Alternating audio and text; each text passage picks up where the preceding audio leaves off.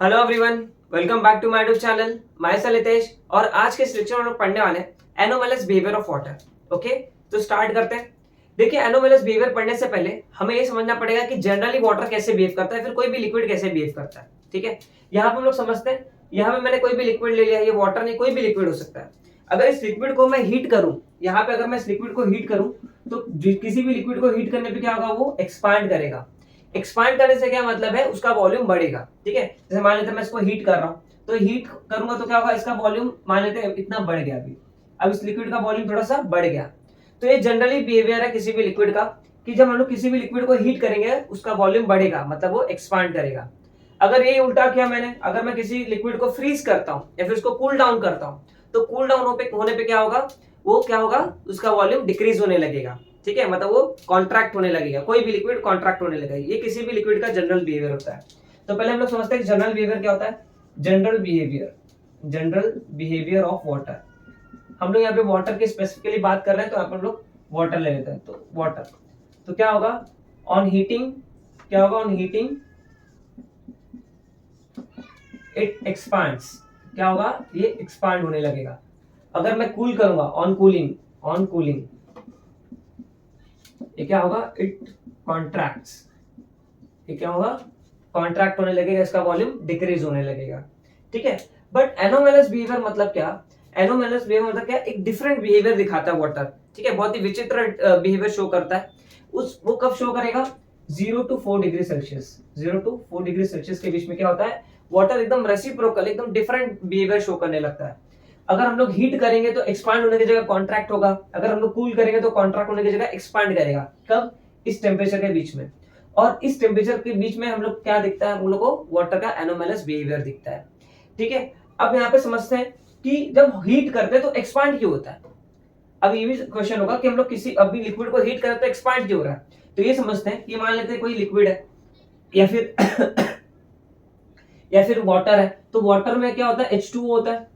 और उसका molecular arrangement कैसा होता है, OH ऐसे होता है। ठीक है, ऐसे कुछ ये होता है, हाइड्रोजन ऐसे साइड साइड में होते हैं और ऑक्सीजन यहाँ पे होता है। तो इस लिक्विड में बहुत सारे ऐसे मॉलिक्यूल घूमते रहेंगे। जब हम लोग हीट करेंगे तो क्या होगा, इनका जो घूमने का स्पीड है या फिर इनकी जो काइनेटिक एनर्जी हम लोग बोल सकते हैं, ये बहुत ज्यादा बढ़ जाएगी। जब हम लोग ऐसे हीट एनर्जी देंगे तो मॉलिक्यूल्स का जो मोशन है वो क्या हो जाएगा, बहुत ही फास्ट हो जाएगा। अब ये फास्ट मोशन कैसे क्या होगा, ये इनका वॉल्यूम एक्सपांड होने लगेगा। ठीक है, अगर देखो कूलिंग में कॉन्ट्रैक्ट क्यों होता है, अगर हम लोग कूल करते हैं, ठीक है, किसी भी ऑब्जेक्ट को या फिर किसी भी लिक्विड को कूल करते हैं, तो उसके अंदर के जो मॉलिक्यूल्स हैं उनकी काइनेटिक एनर्जी क्या होने लगती है, कम होने लगती है, डिक्रीज होने लगती है। काइनेटिक एनर्जी कम होने से मतलब क्या, उनका जो मोशन है वो क्या हो जाएगा, कम हो जाएगा। उनका जो मोशन का स्पीड है वो क्या हो जाएगा, स्लो डाउन हो जाएगा। तो स्लो डाउन होने से क्या होगा, ये कॉन्ट्रैक्ट होने लगेगा, इसका वॉल्यूम कम दिखेगा। आप डेली लाइफ में एग्जांपल ले सकते हो। आप जब पानी बॉईल करते हो, गर्म करते हो, तो क्या होता है, जब बहुत बॉईल होने लगता है तो पानी देखो ऊपर आने लगता है, बहुत ज्यादा ऊपर आने लगता है। मतलब क्या, बहुत ज्यादा गर्म होने के बाद उसके मॉलिक्यूल्स के पास जो काइनेटिक एनर्जी है या फिर उनके मॉलिक्यूल्स के पास जो स्पीड है वो बहुत ज्यादा फास्ट हो गई है, जिसकी वजह से वो क्या हो रहा है, एक्सपांड हो रहा है। ठीक है, तो ऐसे आप समझ सकते हो। तो हीटिंग पे एक्सपांड क्यों होता है, कूलिंग पे कॉन्ट्रैक्ट क्यों होता है, इतना समझा। तो ये क्या है, किसी भी लिक्विड का जनरल बिहेवियर है। ठीक है, कोई भी लिक्विड ले लोगे आप, उसका ये जनरल बिहेवियर है। लेकिन वाटर एक बहुत ही डिफरेंट बिहेवियर शो करता है, जिसको हम लोग क्या बोलते हैं, एनोमैलस बिहेवियर। और वो कब शो करता है, 0 to 4 डिग्री सेल्सियस के बीच में। ठीक है, तो एनोमैलस बिहेवियर क्या बोलता है, यहाँ पे मैं लिखता हूँ एनोमैलस बिहेवियर। ठीक है, क्या होगा, अब मैं हीट करूंगा, ऑन हीटिंग जनरली क्या होना चाहिए, एक्सपांड होना चाहिए, बट ये क्या होगा, कॉन्ट्रैक्ट होगा। ठीक है, वाटर क्या होगा, कॉन्ट्रैक्ट होगा। अगर मैं कूल कर रहा हूं, ऑन कूलिंग, ये क्या होता है, कूल करने पे क्या होता है, वॉल्यूम कम होता है, कॉन्ट्रैक्ट होता है। तो क्या होगा, ये उसका उल्टा क्या होगा, ये एक्सपांड करेगा। ठीक है, एक्सपांड करने से क्या मतलब होगा, वॉल्यूम राइज होगा। ठीक है, और कॉन्ट्रैक्ट से क्या मतलब होता है, वॉल्यूम डिक्रीज होगा। ठीक है, इतनी बात आपको समझ में आई। अब यहाँ पे हम लोग एक और इंपॉर्टेंट चीज समझेंगे, डेंसिटी के बारे में।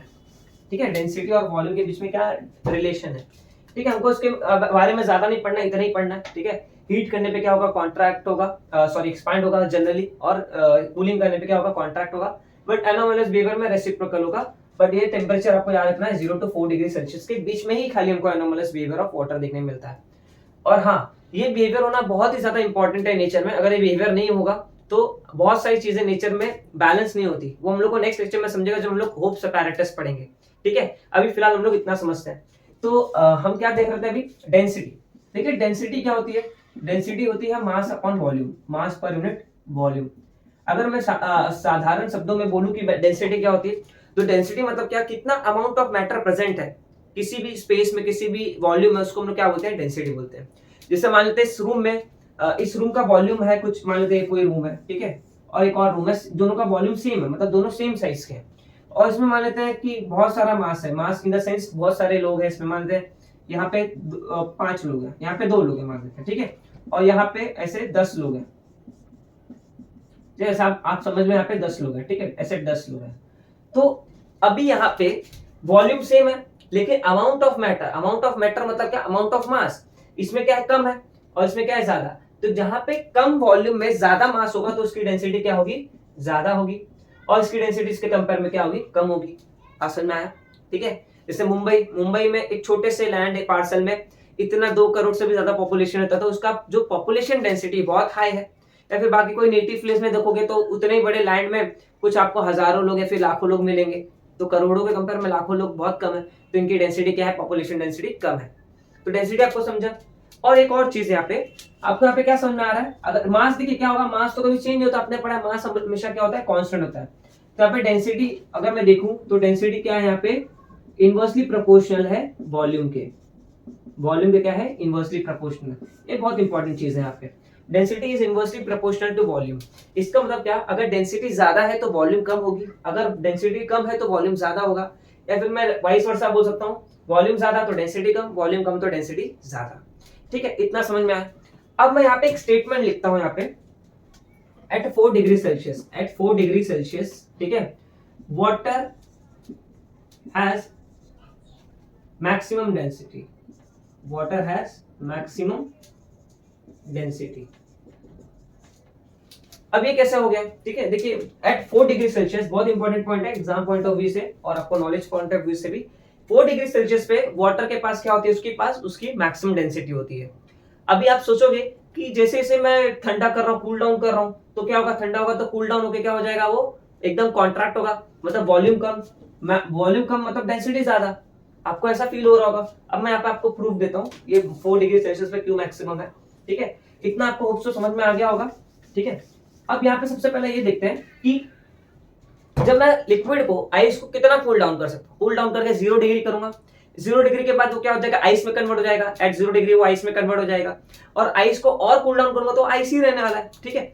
अब मैंने लास्ट लेक्चर में आपको आइस का स्ट्रक्चर बताया था, ठीक है। आइस का स्ट्रक्चर कैसा होता है, कुछ ऐसा हेक्सागोनल होता है, ठीक है। यहाँ पे ऑक्सीजन होगा, ये हाइड्रोजन, ये ऑक्सीजन और ये हाइड्रोजन, ये वाटर मॉलिक्यूल है। अब इस ऑक्सीजन का एक हाइड्रोजन क्या करेगा, दूसरे ऑक्सीजन के साथ ऐसे बॉन्ड बना के रखेगा। अब इस ऑक्सीजन का हाइड्रोजन क्या करेगा, दूसरे एक और ऑक्सीजन के साथ बॉन्ड बना के रखेगा।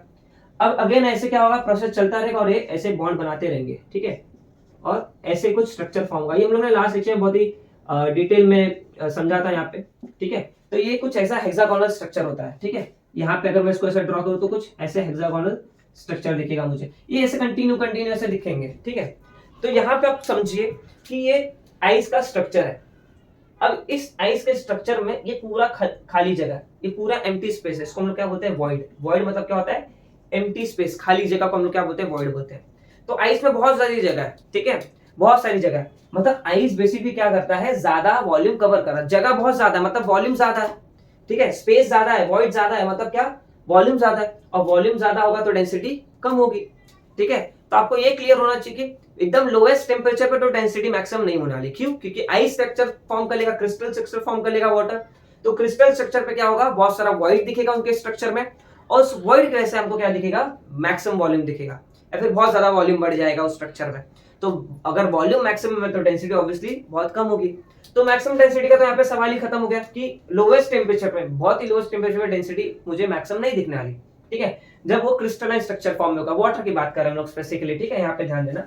अगर देखते हैं अभी और एक चीज, तो डेंसिटी 4 डिग्री पे मैक्सिमम कैसे हुई, अब इसको समझते हैं, ठीक है। ये फॉर्मूला आपको अच्छे से बाय हार्ट होना चाहिए, बहुत ही बेसिक फॉर्मूला आपको पता है, ठीक है। अब यहाँ पे देखते हैं अभी देखो यहाँ पे जब 0 टू मैं 4 डिग्री जा रहा हूँ, 0 टू 4 डिग्री सेल्सियस, तो क्या होगा, मैं कूल कर रहा हूँ कि हीट कर रहा हूँ, हीट कर रहा हूँ, तो ऑन हीटिंग क्या होना चाहिए, एक्सपांड होना चाहिए।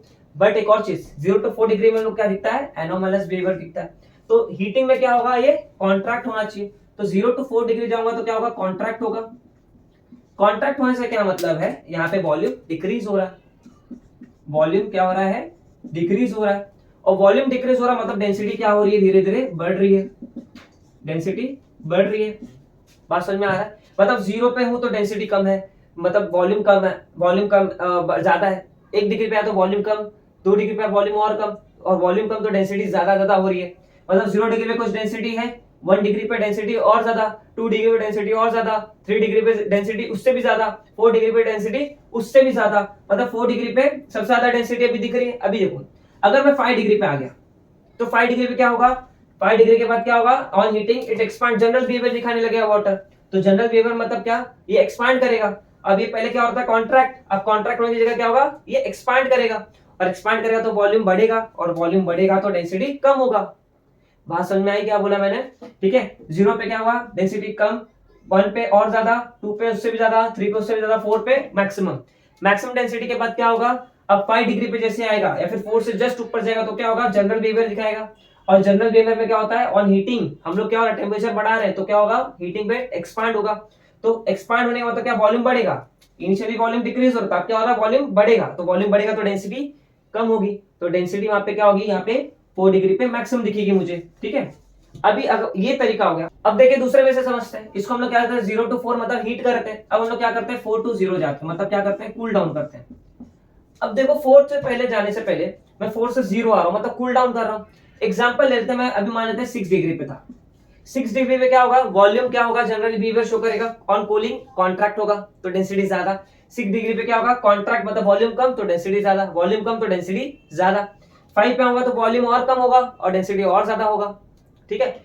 अब देखिए 4 डिग्री पे आऊंगा, 4 डिग्री पे, 4 डिग्री पे क्या होगा, बहुत ही कम वॉल्यूम होगा, बहुत ही कम वॉल्यूम होगा, और डेंसिटी क्या होगा, मैक्सिमम होगा। डेंसिटी यहाँ पे मुझे क्या दिखेगा, मैक्सिमम दिखेगा। फिर उसके बाद जैसे ही 4 डिग्री पे आऊंगा और 4 से ज्यादा भी मैं 4 के अंदर गया, मतलब 3.9 भी जाऊंगा तो क्या होगा, एनोमलस बिहेवियर स्टार्ट हो जाएगा। मतलब कूलिंग पे क्या होने लगेगा, अभी कॉन्ट्रैक्ट होने की जगह वॉल्यूम डिक्रीज होने की जगह क्या होगा, वॉल्यूम बढ़ेगा।